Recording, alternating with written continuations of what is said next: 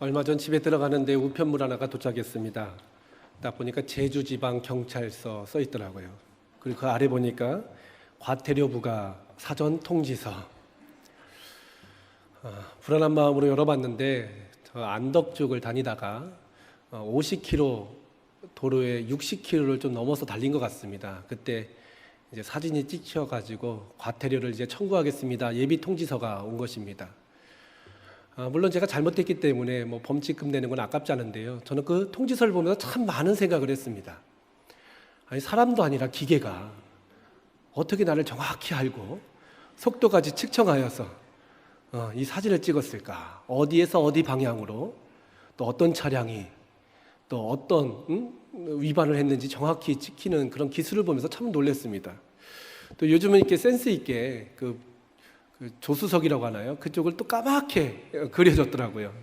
그래서 아내와 같이 그걸 보면서 우리가 더 속도를 줄여야겠다라는 생각을 했습니다. 참 놀랍지 않습니까? 우리가 알지 못하는 사이에 이 현대 과학기술이 엄청나게 발전되고 있는 것 같습니다. 최근에는 4차 혁명이라 하였어요. 인공지능이라든지 자율은행, 또 사물인식, 3D 드론, 이러한 분야들이 놀랍게 성장하는 것 같습니다. 사람이 그동안 상상하지 못했던 일들이 현실로 이루어지고 있는 것이죠.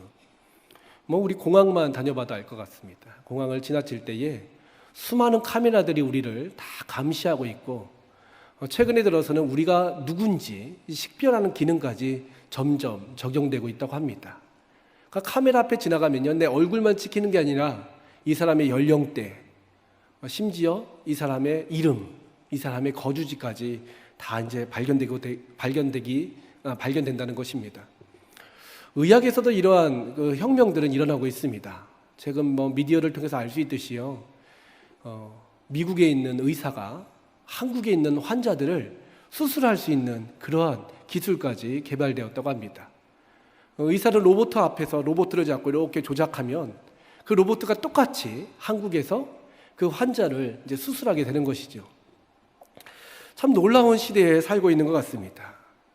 그리고 여러분 VR이라고 들어보셨습니까? 버추얼 리얼리티라고 하죠. 가상 현실. 가보지 못한 나라에 갈 수 있고요, 상상하는 그 세계를 우리 눈앞에서 경험할 수 있는 그런 기술까지 개발이 되었습니다. 저도 이제 VR을 몇 번 이렇게 써본 적이 있습니다. VR을 딱 쓰는 순간요, 갑자기 이곳이 미국으로 바뀌기도 하고, 이곳이 달나라로 바뀌기도 하고, 또 이곳이 한 번도 사람이 가보지 않은 미지의 세계, 그 장소로 우리가 놓여진 것 같은 그런 착각을 하게 만드는 기술까지 발견되게 됐다는 것입니다. 이제는 점점 시간이나 어떠한 장소의 개념이 사라지고 있습니다. 과거에는 수많은 시간을 들여서 또 수많은 그러한 노력을 들여서 했던 일들이 이제는 현실로 아주 편리하게 가깝게 이루어지고 있는 것입니다.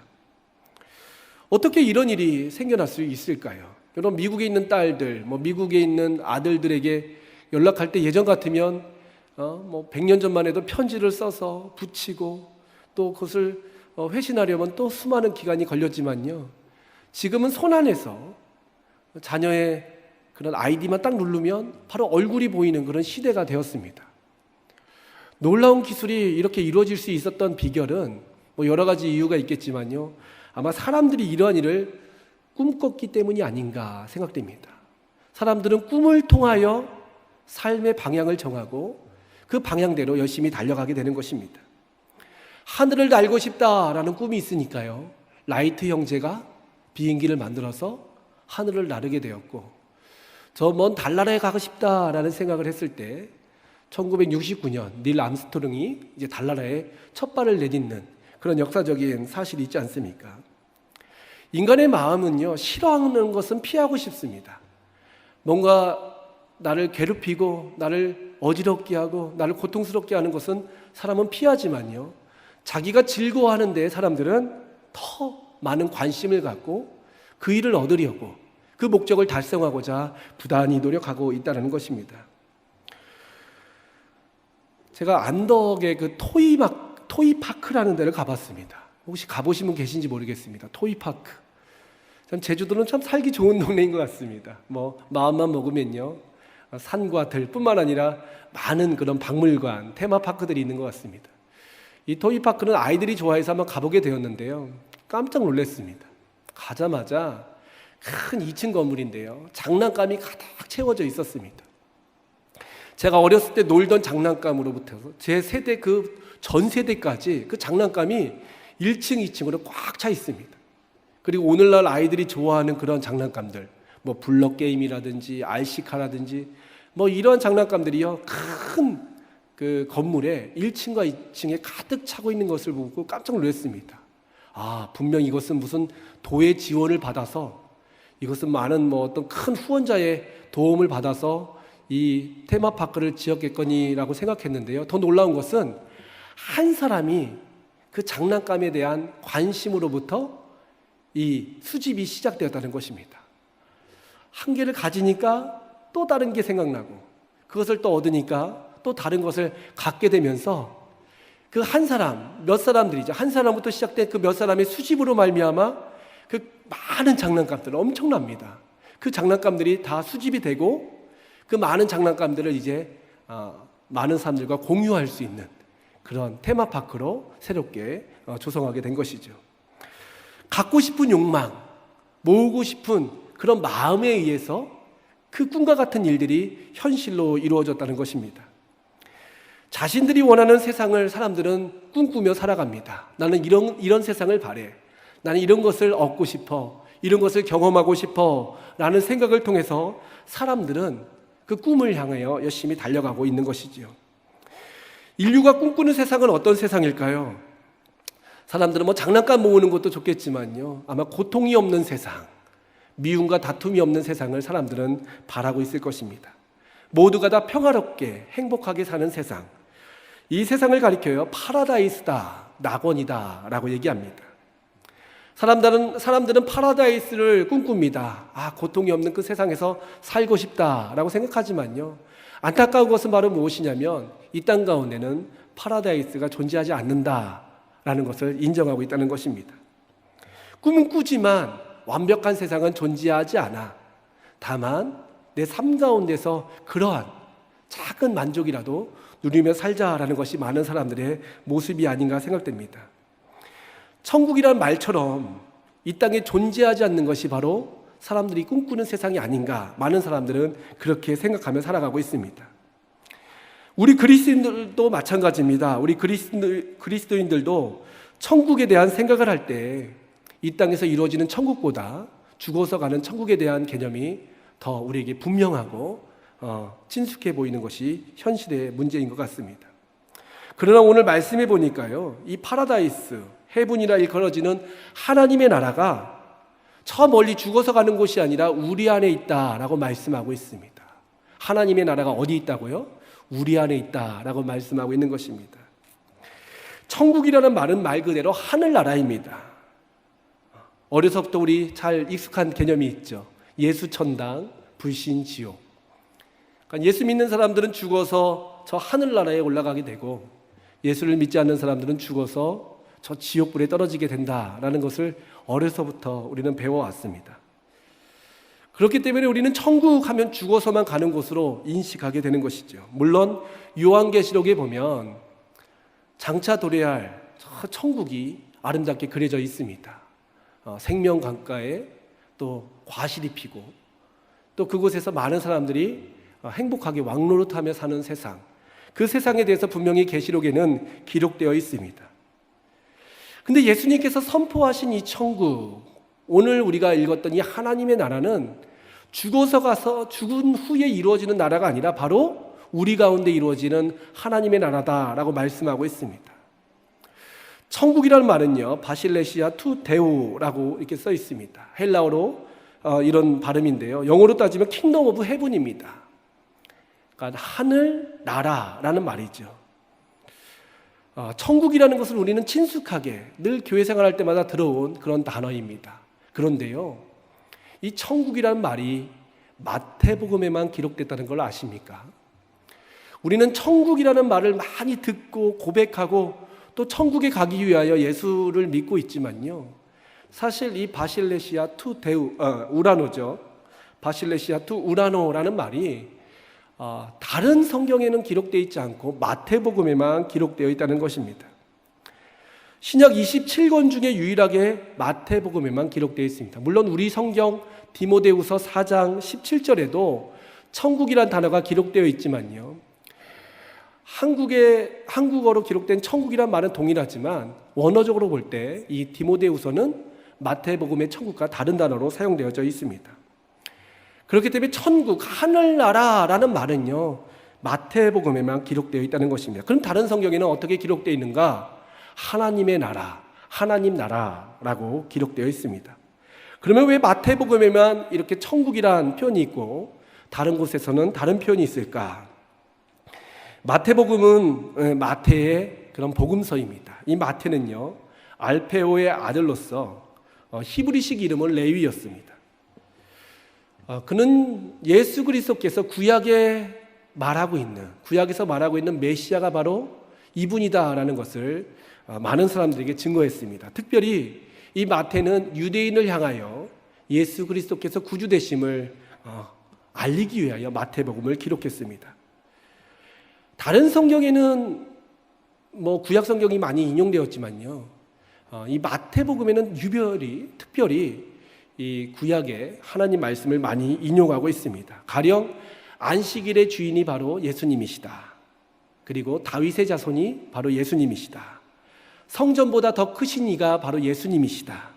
솔로몬보다 더 크신 이가 예수님이시다.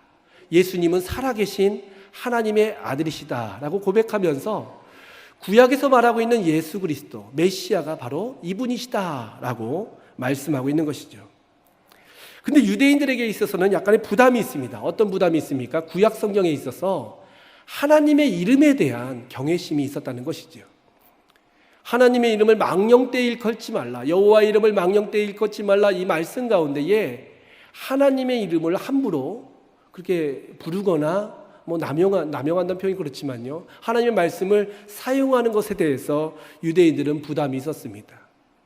마태가 유대인들을 대상으로 하나님의 복음, 예수 그리스도의 생명의 진리를 가르칠 때에 이 하나님이라는 단어를 사용해야 되는데 하나님의 그런 용어 대신 이 유대인들이 익숙한 표현, 그 하늘이라는 말을 대신 사용했다는 것이죠.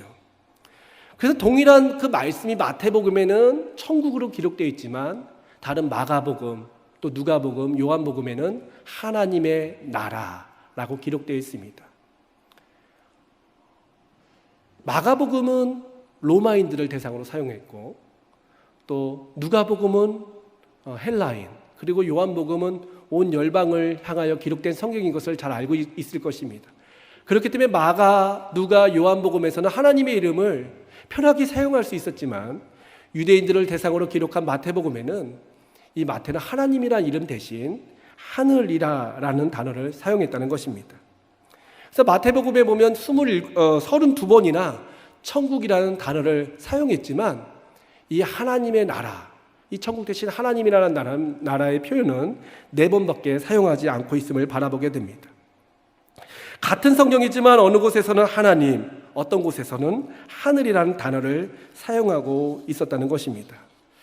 결국 예수님께서 선포하신 나라는요, 물론 죽어서 우리가 영원히 살아야 될 그 나라도 포함되어 있지만 예수님께서 궁극적으로 우리에게 주시고자 하셨던 그 생명의 나라는 바로 먼 나라가 아니라, 죽어서 가는 나라가 아니라 바로 이 땅에서 실현되고 이 땅에서 완성되는 하나님의 나라라는 것입니다. 하나님의 나라는 여기 있다 저기 있다고도 못하느니 바로 너희 가운데 있다라고 말씀하고 있다는 것입니다.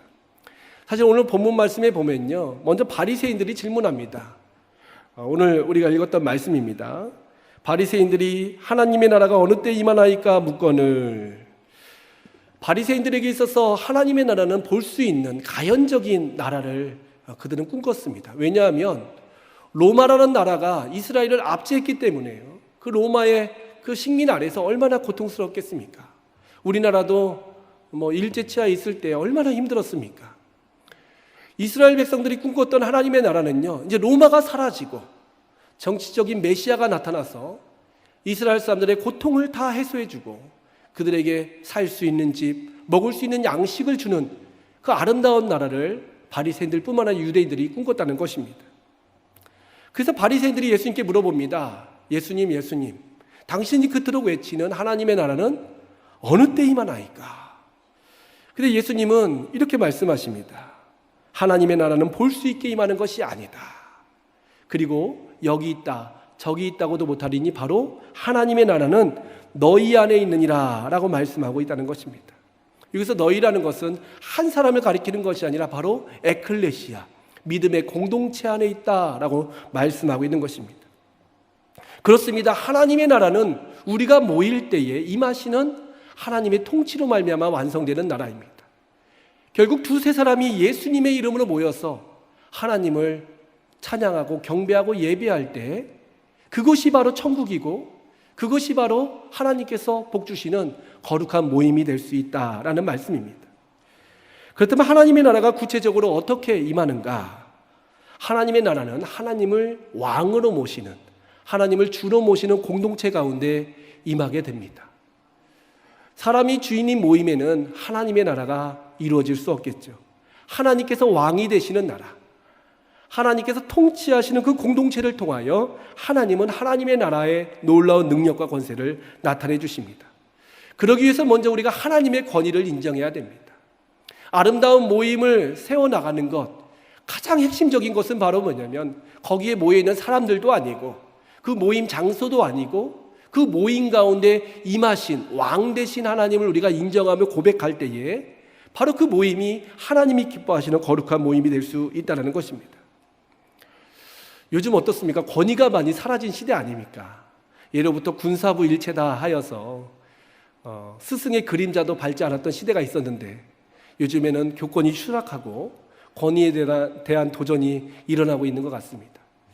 제가 교육전도사 때 일입니다. 제가 가르쳤던 아이 한 명이 저를 보면 인사를 안 하는 거예요. 그래서 얘야, 전도사님한테 인사해야지 하면 가만히 있는 거예요. 그래서 제가 어떻게 해야 될까? 이 아이한테 어른한테 인사하는 법을 가르쳐야겠다 해가지고요. 제가 먼저 인사하기 시작했습니다. 이 아이한테 내가 인사하면 뭔가 깨닫는 것이 있겠다 해가지고 그 아이를 보면 영철이었는데요. 영철아 안녕 하고 제가 고개를 숙였습니다. 근데 이 아이가 같이 안녕하세요 해야 되는데요. 제가 영철아 안녕 그러면 네 그러는 거예요. 이 녀석이 좀 뭔가 문제가 있는 것 같아요. 그래서 볼 때마다 영철아 안녕 네. 그래서 뭔가 이상해지는 거예요. 그래서 한 번은 붙잡아놓고 영철아 전도사님이 인사하면 너도 같이 안녕하세요 해야지. 알겠습니다 하고서 후에 영철아 안녕 그러니까 안녕하세요 이렇게 인사하기 시작했습니다. 참 뭔가 권위를 우리가 인정한다는 것은 쉽지 않습니다. 그러나 기억해야 될 것은 바로 뭐냐면요, 눈에 보이는 권세를 인정하지 못하며 눈에 안 보이는 권세를 인정하기란 쉽지 않다는 것입니다. 권위가 무너진 시대 가운데 하나님의 권위, 하나님의 왕되심을 인정한다는 것은 더더욱 힘들 수밖에 없다는 것입니다.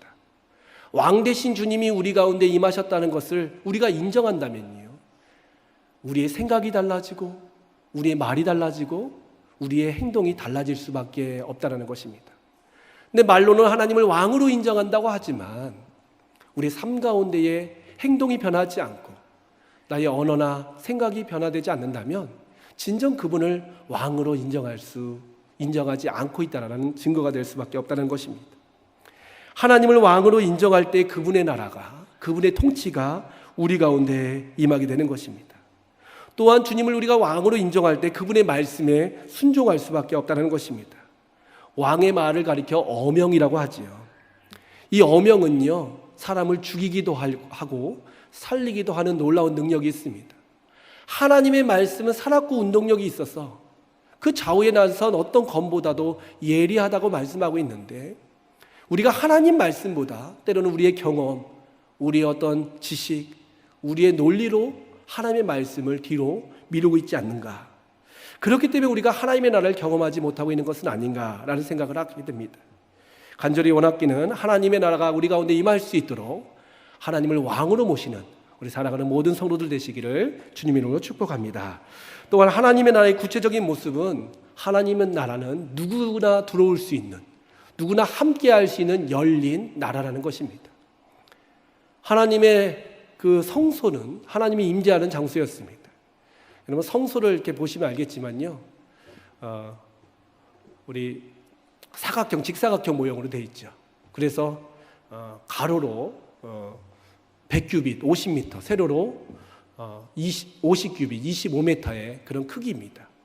근데 놀라운 것은요, 성소에 들어가는 문이 동쪽을 향하고 있는데 그 동쪽 문의 크기가 20규빗이라는 것입니다. 20규빗은 한 규빗이 여기서 팔꿈치부터 손가락 끝까지니까 한 10m 정도의 넓은 문입니다. 이것은 무엇을 상징하냐면 하나님의 성전으로, 하나님의 나라로 들어가는 문은 넓은 문이라는 것입니다. 이사야 55장 1절 말씀에 보니까 오라 너희 목마른 자들아 물로 나아오라 돈 없는 자도 오라 너희는 와서 사 먹되 돈 없이 갓 없이 와서 포도주와 젖을 사라 라고 말씀하고 있습니다. 또한 마태복음 11장 28절 말씀에 보면 수고하고 무거운 짐진 자들아 다 내게로 오라 내가 너희를 쉬게 하리라 라고 말씀하고 있습니다. 결국 주님께서는 그 주님의 나라에 초청할 때에 잘난 사람, 세상의 기득권자만을 초청하는 것이 아니라 누구든지 가난하고 병들고 헐벗고 소외당하고 외면당한 모든 사람들 다 하나님 나라의 자녀들로, 백성들로 살아갈 수 있도록 주님은 초청하고 계신다는 것입니다. 우리가 하나님 나라, 우리 구역에서, 우리 교구에서, 우리의 모임 가운데서 하나님 나라가 아름답게 세워지기 위해서는 바로 헐벗고 굶주린 자, 세상 가운데 소외당하고 멸시당한 사람이 있다 할지라도 품을 수 있는 그런 모임이 될 때에 하나님은 그 나라를 통하여 하나님의 놀라운 생명의 역사를 나타내 주신다는 것입니다. 또한 하나님 나라의 구체적인 모습 세 번째는요, 생명력으로 살아있는 공동체입니다. 하나님께서 임재하심을 통하여 단지 기쁨만 넘치고 감사만 넘치는 그런 모임이 아니라 하나님께서 우리 가운데 임하시면 우리 가운데 임하신 하나님으로 말미암아 놀라운 생명의 역사가 나타나게 된다는 것입니다. 교회를 가리켜 하나님의 집이다, 성령의 전이다 라고 말하지만 더 중요한 개념이 있는데 바로 예수 그리스도의 몸이다 라고 말씀하고 있습니다. 하나님의 나라는요, 바로 머리 대신 예수님을 필두로 우리가 각 지체를 맡아서 서로 유기적인 관계를 통하여 확장되고 성장하고 건강해지는 그런 공동체가 바로 하나님의 나라의 모습이라는 것입니다. 우리 교회에서는 구역이라는 표현을 쓰고 있는데요, 다른 교회에서는 목장이다, 셀이다 라는 그런 용어로 대체하기도 합니다. 왜 목장과 셀이라는 그런 표현을 쓸까 생각해 보니까요, 생명력의 관점, 관심을 두고 표현한 말이 그런 말이 아닌가 생각됩니다. 번식, 성장의 특징이 있는 것이 바로 셀, 목장이라는 표현이겠죠. 구역 모임을 통하여, 작은 소그룹을 통하여, 또 교구 모임을 통하여 죽었던 영혼이 살아나고 생명의 기적이 있는 것이 바로 하나님의 통치가 있는 하나님의 나라의 모임이라는 것입니다. 어떤 사람이라 할지라도 10년 가운데 어둠이 가득하고 두려움이 가득한 사람이라 할지라도 하나님의 나라의 공동체에 나온다면 그 어둠의 그늘이 사라지고 놀라운 생명의 역사를 경험하는 것이 바로 하나님께서 우리 가운데 지금 이 자리에 바로 오늘 우리의 삶 가운데 허락하여 주신 하나님의 나라의 축복이라는 것입니다. 제가 속초에 있을 때 큰 교회는 아닌 작은 교회였는데요, 그 마을에 어떤 할머니가 교회에 스스로 자진 등록을 하셨습니다. 근데 그 동네에 살고 있던 많은 우리 교인들이 깜짝 놀라는 것입니다. 아니 이분이 어떻게 교회에 나오셨는가? 왜냐하면 그분은 그 동네에 경제적으로도 잘 사시고 똑똑하신 분이셨기 때문에 마을 사람들이 다 알고 계셨던 분입니다. 그런데 그 불교 신자였습니다. 아주 독실한 불교 신자였습니다. 그래서 교회를 막 핍박하고 비난하고 교회 사람들을 막 손가락질했던 그 어르신이 그냥 스스로 교회에 나오신 거예요. 그래서 이 일이 어떻게 됐는가 제가 이제 그분을 모시고 이야기를 들었어요. 아니 이제 성도님 교회 나왔으니까 이제 성도님이라 부릅니다. 성도님 어떻게 교회 나오셨습니까? 오랫동안 그 절에 다니시면서 평생을 그렇게 불공만 들였던 분이 어떻게 교회 나왔습니까? 제가 물어봤습니다. 그때 자기 딸이 미국에 산대요. 그래서 딸이 놀러 오라고 그래가지고 그 속초에서 미국까지 간 겁니다. 미국에 가서 집에 딱 보니까 가족들 만나고 얼마나 행복했겠습니까? 근데 그것도 하루 이틀이죠. 일주일이 지나고 하니까 너무나 심심하고 외롭고 고독했다고 합니다. 그래서 그 딸한테 그 얘기를 했답니다. 야, 엄마 너무 힘들다. 말할 사람도 없고 답답하고 아주 괴롭다 했더니 그 딸이 엄마 교회 가. 교회 가면 한국 사람들 많아. 그래서 한국 사람들이 그리워서 이제 교회를 가기 시작했다고 합니다. 그래서 그곳에서 이제 사람들을 만나는데요. 이제 구역에 편성되어서 이제 구역에 갔더니 막 구역에서 막 음식도 하고 서로 옛날에 있었던 이야기들 또 한국에서 있었던 이야기들을 막 털어놓으면서 그분이 너무 큰 은혜를 받고 기쁨을 누려가지고 이제 나는 절을 안 다니겠다. 나 이제 교회 다니겠다라는 결심을 가지고 이제 한국에 와서 가까운 제가 이제 섬겼던 교회에 출석하게 되신 것입니다.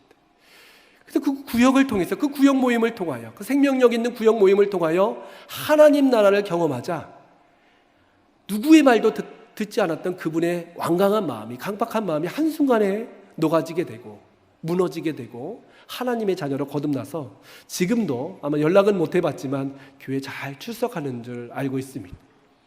그러니까 결국 그 모임을 통하여 하나님 나라를 우리가 온전히 이룰 수만 있다면 그 목말라하는 세상 사람들이 그 모임에 참석하여서 우리의 공동체에 와서 놀라운 치유와 회복의 역사를 경험할 뿐만 아니라 하나님의 자녀로 거듭나는 귀한 역사를 우리가 누릴 수 있게 된다는 것입니다. 오늘 헌신을 다짐하는 삼교구 성도님 그리고 여기에 모이신 사랑하는 우리 영락교회 모든 성도 여러분, 주님이 십자가를 통해서 우리에게 선물하여 주신 그 천국의 축복은 단지 죽어서 누리는 그러한 개념이 아닙니다. 죽어서 누릴 수 있는 그 엄청난 영광이 있지만 동시에 오늘 우리가 모여있는 이 자리, 바로 이곳, 나와 함께하는 이들을 통하여 아름답게 만들 수 있는 것이 바로 하나님께서 우리에게 주신 놀라운 하나님 나라의 축복이라는 것입니다. 간절히 바라옵기는 오늘 헌신을 다짐하는 삼교구 우리 모든 교구 식구들뿐만 아니라 우리 사랑하는 모든 제주영락교회 성도들이 하나님을 주인으로 온전히 모시고 그 주님을 왕으로 모신 그 모임 가운데에 또 놀라운 생명의 역사를 경험하여서 오늘 우리의 모임을 통하여 하나님의 영광이 나타날 뿐만 아니라 우리의 삶 가운데서도 장차 우리가 경험할 놀라운 천국의 기쁨을 이 땅 가운데서 풍성히 누리며 살아갈 수 있는 귀한 은혜가 있으시기를 주님의 이름으로 축복합니다. 우리 이 시간 다 같이 기도하도록 하겠습니다. 은혜와 사랑의 하나님 아버지, 감사와 찬양 돌려드립니다. 우리 가운데 임하여 주시고 수고하고 무거운 모든 자들을 초청하시사 하나님의 백성으로 하나님의 자녀로 삼아주심에 감사합니다. 간절히 바라옵기는 우리 가운데 있는 모든 삶의 무거운 짐이 주님 안에서 자유롭게 될 수 있도록 인도하여 주시고 하나님의 은혜와 은총 가운데서 날마다 하나님의 나라를 확장하며 살아갈 수 있도록 인도하여 주시옵소서.